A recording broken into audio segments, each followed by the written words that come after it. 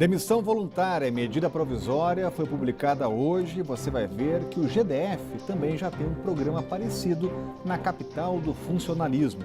Prazo prorrogado. Presos e doentes terão até dezembro de 2018 para saque do FGTS e das contas inativas.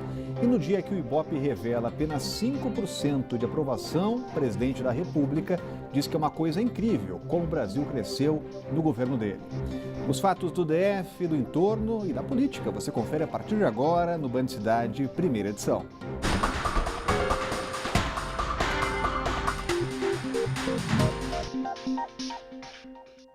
Olá, muito boa tarde a você. Está no Diário Oficial de hoje a medida provisória que prevê o plano de demissão voluntária dos servidores públicos. O governo espera a adesão de pelo menos 5 mil funcionários federais. Aqui no DF, programas semelhantes já foram postos em prática, principalmente em empresas públicas, que também esperavam economizar na casa dos milhões por mês com a folha de pagamento. Mas na capital do país, também conhecida como capital do funcionalismo, a iniciativa não foi tão bem recebida assim. Para o governo, essa foi uma das saídas encontradas para reduzir as despesas. De acordo com os cálculos, o PDV deve gerar uma economia de até R$1 bilhão por ano com a folha de pagamento. Nesse primeiro momento, o governo espera conseguir a adesão de 5 mil funcionários. Muitos já decidiram que não vão aderir. Não é o servidor público que tem que pagar a conta daqueles que carregaram o dinheiro da nação, não. Existem outras maneiras do governo cortar gastos e não é bolando um PDV que não vale a pena nem para o servidor que é novo, talvez não vale a pena nem para quem já tem muito tempo de trabalho. Essa não é a primeira vez que o programa é proposto. Dentro de empresas públicas, como é o caso da TerraCap, a iniciativa, que recebeu o nome de Programa de Demissão Incentivada, foi proposta em 2016. O presidente da empresa disse que, na ocasião, 199 funcionários aderiram ao programa, o que deve gerar uma economia de R$52 milhões por ano na folha de pagamento. Os servidores mais antigos, eles têm em seus vencimentos uma série de rubricas que foram a fruto de conquistas ou de ações judiciais ao longo de toda a sua vida laboral dentro da companhia. Isso onera significativamente a empresa, mas nós reduzimos dessa forma o custo per capita, o custo de cada servidor para a TerraCap. O secretário-geral da Associação Contas Abertas acredita que o programa já deveria ter sido implementado pelo governo antes de decidir aumentar impostos. Gil Castelo Branco afirma ainda que o governo também deveria cortar gastos com mordomias. Eu acho que há muito o que cortar, né? Nós temos 151 empresas estatais, temos cerca de 20 mil cargos de direção e assessoramento superior, nós temos ainda quase 100 mil funções comissionadas e gratificações. O Congresso Nacional custa 28 milhões por dia, um deputado tem 25 assessores, um senador chega a ter 80 assessores, o judiciário paga auxílio moradia para juízes e promotores que inclusive têm imóveis na cidade, enfim, há muito o que cortar antes do governo aumentar os impostos. O servidor que aceitar a exoneração recebe o equivalente a um salário mais 1/4 por cada ano de trabalho. Uma segunda opção para o servidor seria manter o emprego, mas trabalhar menos e ganhar menos. A jornada passaria de 8 para 6 ou 4 horas por dia. Quem aderir a essa modalidade vai receber um adicional equivalente a meia hora diária de trabalho. E a pergunta que fica, Cláudio Humberto, é se esse corte, se esse aperto de cinto não pode ser um pouco maior. Deveria ser muito maior, né? E chega com atraso. É muito positivo que o governo tenha tomado essa iniciativa, mas as pretensões são muito modestas. Apenas 5 mil funcionários, essa é a meta de se atingir com o PDV, num governo que tem 636 mil funcionários. 5 mil representam um contingente inferior a 1% do total de servidores públicos federais. De outro lado, também, a economia que se pretende de R$1 bilhão por ano é significativa, é muito dinheiro, mas representam muito pouco no custo atual dos servidores públicos. A conta salários ou os gastos com pessoal no Serviço Público Federal atingem 284 bilhões por ano. Uma economia de R$1 bilhão, enfim, já é alguma coisa, mas é absolutamente irrisória. O governo prorrogou até dezembro do ano que vem o prazo para quem não puder sacar o saldo inativo do FGTS por estar preso ou doente, por exemplo. O motivo tem que ser comprovado. E quem puder ir ao banco tem só até a próxima segunda-feira, 31 de julho, para ter acesso ao dinheiro. O decreto assinado nesta quarta-feira pelo presidente Michel Temer estabelece que quem comprovar que está impossibilitado de comparecer pessoalmente em uma agência da Caixa terá até o fim de 2018 para fazer o saque da conta inativa do FGTS. De março até agora já foram injetados 42 bilhões e 800 milhões de reais na economia. Muita gente usou o dinheiro para pagar contas ou fazer uma poupança. Tem que deixar reservado lá para uma emergência.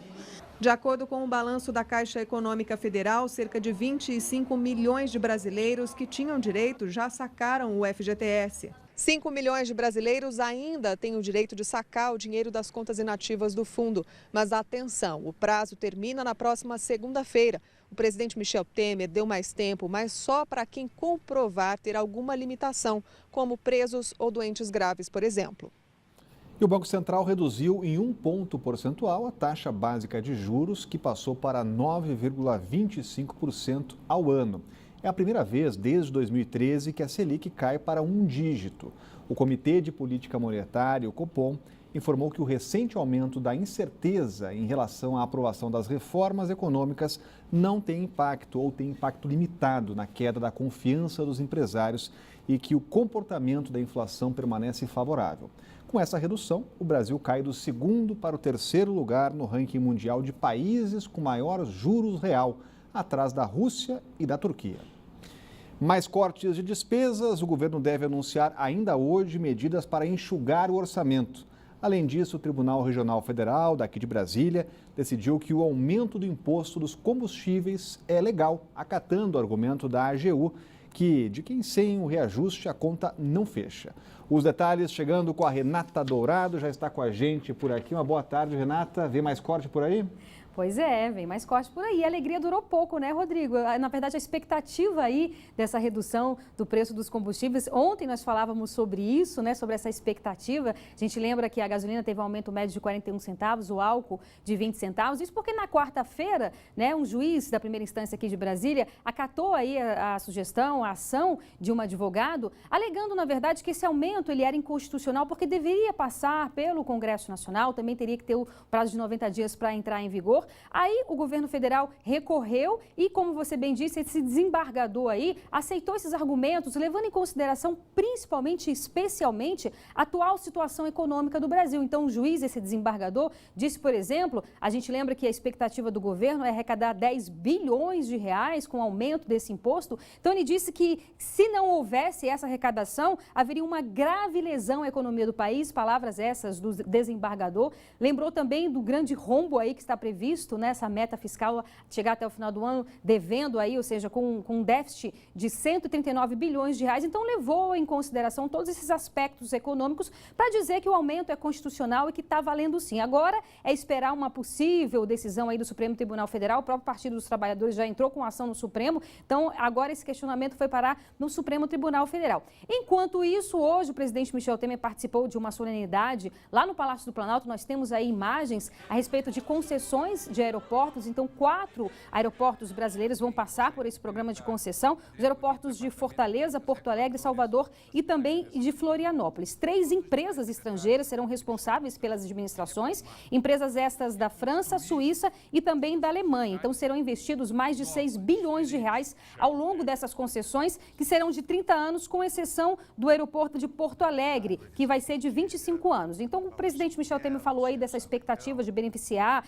27 milhões de passageiros. Neste primeiro momento, de imediato, essas empresas terão que fazer melhorias nos aeroportos, entre elas reformas nos banheiros, ofertas de Wi-Fi gratuito, ajustes no sistema de iluminação também. E aí o presidente Michel Temer, ele que gosta de frases emblemáticas, chegou a dizer aí que é uma coisa incrível, entre aspas, como o Brasil cresceu no governo dele e voltou a defender aí aspectos econômicos e também a reforma trabalhista. Por outro lado, saiu hoje uma pesquisa do CNI-Ibope, analisando aí o segundo trimestre desse ano, e apenas 5% dos brasileiros consideram o governo do presidente Michel Temer bom ou ótimo. Lembrando que em março esse percentual era de 10%. Ainda nessa pesquisa, 70% dos brasileiros consideram ruim e péssimo o governo do presidente Michel Temer. Rodrigo. Obrigado, Renata. Trazendo as informações do dia. Cláudio Humberto, a popularidade do presidente não anda bem.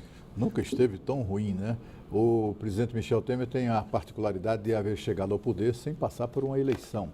É um pouco diferente a avaliação que se faz da perda de apoio ou da perda de aprovação do governo dele. Dilma Rousseff, por exemplo, foi reeleita com mais da metade dos votos. Chegou na época do impeachment a isso aí, 5, 7% de aprovação.